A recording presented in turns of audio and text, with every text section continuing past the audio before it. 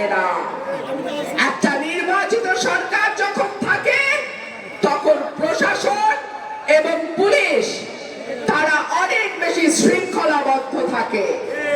একটা নির্বাচিত সরকার যখন থাকে তখন কেন্দ্র থেকে তৃণমূল পর্যন্ত একটা ল অ্যান্ড অর্ডার, আইন শৃঙ্খলা পরিস্থিতি সঠিকভাবে চলতে যেন পারে সেই জন্য একটা সংঘবদ্ধ শক্তি থাকে।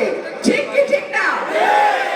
আর যখন দেশে অনির্বাচিত সরকার থাকে, দীর্ঘ সময় থাকে, তখন আইন শৃঙ্খলা পরিস্থিতির এইরকমই অবস্থা হয়।